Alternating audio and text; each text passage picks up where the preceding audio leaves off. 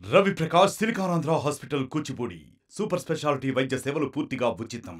మరికొద్దిసేపట్లో తెలంగాణ ముఖ్యమంత్రి రేవంత్ రెడ్డి మహబూబ్ నగర్ జిల్లాకు రాబోతున్నారు. మహబూబ్ నగర్ జిల్లాలో ఏర్పాటు చేసినటువంటి సమావేశంలో పాల్గొనబోతున్నారు. దీనికి సంబంధించి ఇప్పటికే అన్ని రకాల ఏర్పాట్లు అయిపోయాయి. జిల్లాలో వైద్యం, విద్య, అదేవిధంగా ఇరిగేషన్ ప్రాజెక్టులు ఏవైతే పెండింగ్ లో ఉన్నటువంటి ప్రాజెక్టులకు సంబంధించి కావచ్చు, వాటన్నిటిపై కూడా ముఖ్యమంత్రి రేవంత్ రెడ్డి సమీక్ష సమావేశాన్ని నిర్వహించబోతున్నారు. సొంత జిల్లాకు ముఖ్యమంత్రి రేవంత్ రెడ్డి విచ్చేస్తున్న నేపథ్యంలో పూర్తిగా ఆసక్తికరంగా మారింది. రేవంత్ రెడ్డి ఇక్కడికి వచ్చిన తర్వాత ఎటువంటి అంశాలని ఎక్కువగా పరిగణలోకి తీసుకునే అవకాశం ఉంది. పెండింగ్ ప్రాజెక్టుల విషయంలో కావచ్చు, మిగతా కొన్ని ఇంజనీరింగ్ కళాశాలలు కావచ్చు, లా కళాశాల కావచ్చు, వాటిపై ఎటువంటి నిర్ణయాలు తీసుకునే అవకాశం ఉంది అనేది కూడా కొంత చర్చ కొనసాగుతున్నటువంటి పరిస్థితి. ముఖ్యమంత్రి రేవంత్ రెడ్డి పర్యటనకు సంబంధించినటువంటి అన్ని ఏర్పాట్లను కూడా జిల్లా అధ్యక్షులు దేవరకద్ర ఎమ్మెల్యే మధుసూదన్ రెడ్డి గారు దగ్గరుండి పర్యవేక్షిస్తున్నారు. ప్రస్తుతం మనతో పాటు దేవరకద్ర ఎమ్మెల్యే మధుసూదన్ రెడ్డి ఉన్నారు. అన్న, చెప్పండి, ముఖ్యమంత్రి రేవంత్ రెడ్డి పర్యటన ఎట్లా ఉండబోతుంది? ఎన్ని గంటలకు ఇక్కడికి చేరుకోబోతున్నారు? ఏ కార్యక్రమాల్లో పాల్గొంటాడు? ఏ వాటికి శంకుస్థాపన చేయబోతున్నారు? సో ముఖ్యమంత్రి గారి పర్యటనకు సంబంధించి పూర్తిగా ఏర్పాట్లన్నీ కంప్లీట్ చేయడం జరిగింది. ముఖ్యమంత్రి గారు 12:45కి ఇక్కడ ల్యాండ్ అవుతా ఉన్నారు. కలెక్టరేట్లోనే ఇక్కడ హెలిప్యాడ్ చాపర్లు వస్తూ ఉన్నారు. 12:45 తర్వాత ముందుగా ఈ మహబూబ్నగర్, ఉమ్మడి మహబూబ్నగర్ జిల్లాకు సంబంధించిన మాజీ ఎమ్మెల్యేలు, మాజీ మంత్రులు, మాజీ ఎమ్మెల్సీలు, తదితర ముఖ్యమైన నాయకులతో ఒక హాఫ్ అన్ అవర్ ఇంటరాక్షన్ ఉంటుంది. తదనంతరము రివ్యూ మీటింగ్ స్టార్ట్ అవుతుంది. ఆ రివ్యూలో ముఖ్యంగా ఇరిగేషను, హెల్త్, తర్వాత ఎడ్యుకేషను, ఉమెన్ ఎంపవర్మెంట్, అదేవిధంగా తర్వాత దాని మన టూరిజం మీద కూడా పెద్ద ఎత్తున ముఖ్యమంత్రి గారు రివ్యూ చేయబోతా ఉన్నారు. ప్రధానంగా గత ప్రభుత్వంలో ఏదైతే పాలమూరు రంగారెడ్డి ఇరిగేషన్ ప్రాజెక్ట్ ఏదైతుందో దాన్ని పూర్తిగా నిర్లక్ష్యానికి గురి చేశారు. 3 సంవత్సరాల పూర్తి చేస్తామని చెప్పేసి 8 సంవత్సరాలైనా పూర్తి చేయకుండా దాదాపు 28,000 కోట్ల ఖర్చు చేసి 20 ఎకరాలకు కూడా నీళ్లు ఇవ్వకుండా రైతులను, ఈ పాలమూరు ప్రజలను దగా చేసిన బీఆర్ఎస్ పార్టీ మీకు అందరికీ కూడా తెలుసు. సో దానికోసం అని చెప్పేసి ముఖ్యమంత్రి గారు ఈరోజు ప్రత్యక్షంగా ఆయననే వచ్చి మొత్తం ఇరిగేషన్ మీద, అదేవిధంగా హెల్త్ మీద, ఎడ్యుకేషన్ మీద రివ్యూ చేయబోతా ఉన్నారు.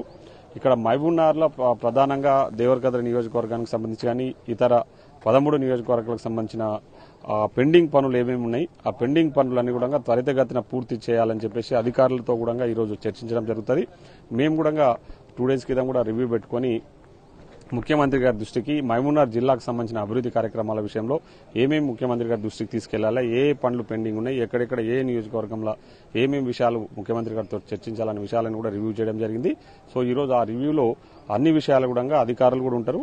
సో ముఖ్యమంత్రి గారి ప్రధాన ఎజెండా ఏంటంటే పాలమూరును ప్రత్యేకంగా అభివృద్ది చేయాలనే లక్ష్యంతోనే ముఖ్యమంత్రి గారు ఈరోజు రివ్యూ మీటింగ్కి వస్తా ఉన్నారు. దాదాపు 4 గంటలు ఇక్కడ ఆ రివ్యూ మీటింగ్ లో పాల్గొంటా ఉన్నారు. ఆ రివ్యూ మీటింగ్ తర్వాత ముఖ్య కార్యకర్తల సమావేశం కూడా మేము నిర్వహించబోతా ఉన్నాం ఇక్కడనే ఏసియన్ గార్డెన్ లో. సో అక్కడ అందరూ ఇక్కడ రివ్యూ మీటింగ్ లో ఓన్లీ అఫీషియల్స్, ఎమ్మెల్యేలు, ఎమ్మెల్సీలు మాత్రమే ఇక్కడ పాల్గొంటారు. మిగతా కార్యకర్తలందరినీ కూడా అక్కడ ఏసియన్ గార్డెన్ లో జరిగే మీటింగ్ లో కలుసుకోబోతా ఉన్నారు. సో మొత్తం పాలమూరు రంగారెడ్డి కావచ్చు, మిగతా కొన్ని ప్రాజెక్టులు, ఇరిగేషన్ ప్రాజెక్టులు అన్ని కూడా పెండింగ్ దశలో ఉన్నాయి. వాటిపై మీరు సీఎం దృష్టికి ఎట్లా తీసుకెళ్లబోతున్నారు? అవే కాకుండా పాలమూరు యూనివర్సిటీలో లా కాలేజ్ కావచ్చు, కొన్ని ఇంజనీరింగ్ కళాశాలలు కావచ్చు, వాటన్నిటి విషయంలో విద్యాపరంగా కూడా అనేక సమస్యలు ఉన్నాయి. వాటన్నిటిని ఇప్పటికే ఫైండ్ అవుట్ చేసి ముఖ్యమంత్రి దృష్టికి తీసుకెళ్లారా, లేకపోతే ఇప్పుడు మీటింగ్ లో తీసుకెళ్లారా? ఆల్రెడీ ఫైండ్ అవుట్ చేయడం జరిగింది. ఆల్రెడీ ముఖ్యమంత్రి గారి దృష్టిలో మేము పెట్టడం జరిగింది. సో ప్రధానంగా అధికారులు కూడా దానికి సంబంధించిన పూర్తి స్థాయిలో రిపోర్ట్స్ తయారు చేయడం జరిగింది. ముఖ్యంగా ఉదాహరణకు తీసుకుంటే దేవరకద్ర నియోజకవర్గానికి సంబంధించి కోయిల్ సాగర్ ప్రాజెక్టు అదనంగా 50,000 ఎకరాల కాయకట్టుకు నీళ్లు ఇస్తామని చెప్పేసి గతంలో మాజీ ఇరిగేషన్ శాఖ మంత్రి హరీష్ రావు గారు చెప్పారు. కానీ 50 ఎకరాలకు నీళ్లు ఇవ్వలేకపోయారు. ఆ పెండింగ్ పనులు అట్లనే పెండింగ్ పడే ఉన్నాయి. సో ఆ పెండింగ్ పనులను పూర్తి చేస్తే దాదాపు ఇంకొక 20,000 ఆయకట్టుకు అదనంగా నీళ్లు ఇచ్చే అవకాశం ఉంటుంది. ఆ విషయాలను కూడా ముఖ్యమంత్రి గారి దృష్టికి తీసుకెళ్లినాము. ఇప్పుడు ప్రధానంగా ఈ రివ్యూలో ఆ విషయం కూడా చర్చించబోతా ఉన్నాం. నా దగ్గర అది కాకుండా ముఖ్యంగా ఈరోజు శంకర్ సముద్రం ఒకటి ఇష్యూ పెండింగ్ ఉంది. అదేవిధంగా కొన్ని లిఫ్ట్లు కూడా కొన్ని పెండింగ్ ఉన్నాయి. సో ఆ లిఫ్ట్లన్నీ కూడా ఆదిలాపూర్ లిఫ్ట్ కానీ, కోయిల్సార్ లిఫ్ట్ కానీ, అదేవిధంగా ముఖ్యంగా చౌదర్పల్లి లిఫ్ట్, ఇవన్నీ కూడా పెండింగ్ ఉన్నాయి. అవన్నిటి మీద కూడా చర్చ జరగబోతా ఉన్నాం. ముఖ్యంగా నా దగ్గర హెల్త్ విషయానికి వస్తే 100 బెడ్ హాస్పిటల్ ఒకటి అడ్మినిస్ట్రేటివ్ శాంక్షన్స్ వచ్చినాయి తప్ప పూర్తి స్థాయిలో అనుమతులు రాలేదు. కాబట్టి అడ్మినిస్ట్రేటివ్ శాంక్షన్కి సంబంధించి పూర్తి స్థాయి అనుమతుల గురించి కూడా ముఖ్యమంత్రి గారి దృష్టికి తీసుకెళ్లబోతా ఉన్నాం. దేవరకాదులో 100 బెడ్ హాస్పిటల్ కానీ, కొత్తకోటలో 50 బెడ్ హాస్పిటల్, అదేవిధంగా ఎడ్యుకేషన్కి సంబంధించి ఆల్రెడీ ముఖ్యమంత్రి గారికి మేము కృతజ్ఞతలు కూడా చెప్పబోతా ఉన్నాం. ఏంటంటే మా దేవరకాదుల ప్రజల ముఖ్యంగా యువకుల యొక్క చిరకాల వాంఛ డిగ్రీ కాలేజ్ అది ఆల్రెడీ శాంక్షన్ చేయడం జరిగింది. సో ముఖ్యమంత్రి గారికి ఆ విషయంలో ఈ రోజు ప్రత్యేక కృతజ్ఞతలు కూడా చెప్పబోతా ఉన్నాం. ఎంపీసీ బైపీసీ విద్యార్థులకి ఒక వరం CA CMA కోర్సులు. CA CMA చదివే విద్యార్థుల్లో 40% మంది ఎంపీసీ మరియు బైపీసీ విద్యార్థులే. Master Minds. So official meetings తో పాటు ప్రజాప్రతినిధులతో కూడా సమావేశం ఏర్పాటు చేశారుగా, అందులో పార్టీలో చేరికలు ఏమన్నా ఉండే అవకాశం ఉంది? ఎందుకంటే ఇప్పటికే గద్వాల ఎమ్మెల్యే కూడా పార్టీలో జాయిన్ అయ్యాడు, ఇప్పుడు అలంపూర్ ఎమ్మెల్యే అండ్ ఎమ్మెల్సీ కూడా పార్టీలో చేరుతాడనే ప్రచారం జరుగుతుంది. అటువంటి అవకాశం ఏమన్నా? చేరికల విషయము ఆల్రెడీ అధిష్టానం చూసుకుంటా ఉంది. ముఖ్యంగా ఈ రోజు అట్లాంటి చేరికల విషయం ఏమీ లేదు. ఈ రోజు ప్రధానంగా పాలమూరు అభివృద్ధి మీద, పాలమూరులో పెండింగ్ పనుల మీదనే ముఖ్యమంత్రి గారు దృష్టి సారించబోతా ఉన్నారు. దాని మీదనే రివ్యూ చేయబోతా ఉన్నాం. ముఖ్యంగా మేమేందంటే దాని తర్వాత కార్యకర్తలను కూడా కలుసుకొని వారి కష్టసుఖాలను తెలుసుకోవాలనే లక్ష్యంతో ఆ ప్రోగ్రాం కూడా అరేంజ్ చేయడం జరిగింది. అది కూడా పూర్తి చేయబోతాను.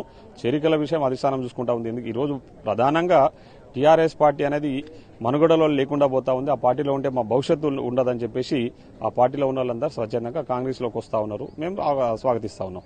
ఈ కార్యక్రమానికి వేరే పార్టీలకు సంబంధించినటువంటి ఎంపీలు, ఎమ్మెల్యేలు, ఎమ్మెల్సీలు వాళ్ళకు కూడా ఆహ్వానం చేశారా? ఎవరిని ఆహ్వానించాలనో ప్రోటోకాల్ ప్రకారం అందరినీ కూడా అఫీషియల్స్ ఆహ్వానం పలికిరు. వచ్చేది రాంది వాళ్ళ ఇష్టం. అది థ్యాంక్ యూ. మొత్తంగా అయితే అందరికీ ఇన్విటేషన్ చేశాం, వేరే పార్టీకి సంబంధించినటువంటి వారిని కూడా ఇన్వైట్ చేశామంటారు. ఇప్పుడు ఇక్కడికి జూపల్లి కృష్ణారావు గారు కూడా, మంత్రి జూపల్లి కృష్ణారావు కూడా ఇక్కడికి విచ్చేస్తున్నటువంటి విజువల్స్ చాలా క్లియర్ గా కనిపిస్తున్నాయి. సీఎం పర్యటన నేపథ్యంలో జూపల్లి కృష్ణారావు గారు కూడా ఇక్కడికి వచ్చారు. కలెక్టరేట్ దగ్గర పనులన్నీ కూడా పరిశీలిస్తున్నారు. ఒకసారి జూపల్లి కృష్ణారావు గారితో కూడా మాట్లాడదాం.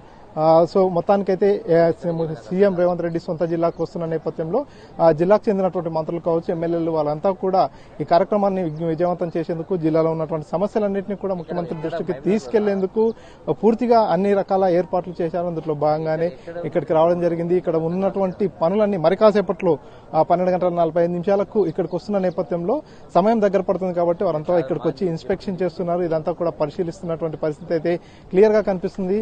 సో మొత్తంగా సీఎం పర్యటన అనేది పూర్తిగా ఆసక్తికరంగా మారినటువంటి పరిస్థితి. సీఎం రేవంత్ రెడ్డి వస్తున్న నేపథ్యంలో పోలీసులు కూడా పూర్తిగా పెద్ద ఎత్తున బందోబస్తును ఏర్పాటు చేశారు.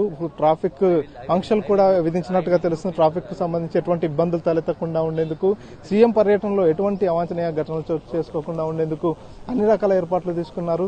ప్రస్తుతం మనతో పాటు మంత్రి జూపల్లి గారు ఉన్నారు. సార్ చెప్పండి, ముఖ్యమంత్రి రేవంత్ రెడ్డి గారు అధికారికంగా ఇక్కడికి వస్తున్నారు. అధికారులతో ఎటువంటి అంశాలపై ప్రధానంగా చర్చ జరిపే అవకాశం ఉంది? irrigation, education, and also health, and also industries, food processing, skill development. అంటే ఇట్లా చాలా రంగాలు ఉన్నాయి. అన్ని రంగాల్లో పాలమూరు జిల్లానే తెలంగాణ పెద్ద జిల్లా, అత్యంత వెనుకబడ్డ జిల్లా, ఒకనాడు వలసల జిల్లా. చాలా కార్యక్రమం చేసి ఉంది. అందుకనే మొదటి ప్రోగ్రాము పాలమూరు జిల్లా పెట్టుకోవడం జరిగింది ముఖ్యమంత్రి గారు. అది అన్ని విషయాలలో మా దృష్టి తీసుకొచ్చే కార్యక్రమం చేస్తాం. వీలైనంత వరకు మ్యాక్సిమం పాలమూరు జిల్లాకు ఎక్కువ నిధులు వచ్చే ప్రయత్నం చేస్తాం. Thank you. చూస్తున్నాం మొత్తానికైతే ముఖ్యమంత్రి పర్యటన నేపథ్యంలో అంతా కూడా ఇక్కడికి వచ్చేసి పరిశీలిస్తున్నటువంటి పరిస్థితి. సీఎం రేవంత్ రెడ్డి వస్తున్న నేపథ్యంలో అన్ని శాఖలకు సంబంధించినటువంటి అధికారులతో, ఉమ్మడి జిల్లాకు సంబంధించినటువంటి అధికారులతో రివ్యూ మీటింగ్ ఏర్పాటు చేస్తున్నారు. అందులో భాగంగా అన్ని సమస్యలపై చర్చ జరుపుతాము. పాలమూరు అభివృద్ధి ధ్యేయంగా సీఎం రేవంత్ రెడ్డి ఇక్కడికి వస్తున్నాడు కాబట్టి సీఎం రేవంత్ పర్యటన తర్వాత ఖచ్చితంగా జిల్లా మరింత అభివృద్ధి చెందే అవకాశం ఉందంటూ కూడా ఇక్కడికి వస్తున్నటువంటి మంత్రులు కావచ్చు, ఎమ్మెల్యేలు తెలియజేస్తున్నటువంటి పరిస్థితి. కెమెరా నర్సింగ్ రెడ్డితో మణికంఠ, RTV, మహబూబ్నగర్ నుంచి. మరిన్ని వీడియోస్ కోసం ఛానల్ ని సబ్స్క్రైబ్ చేయండి. లేటెస్ట్ అప్డేట్స్ కోసం వాట్సాప్ ఛానల్ ని ఫాలో చేయండి. అండ్ లింక్ డిస్క్రిప్షన్ లో ఉంది.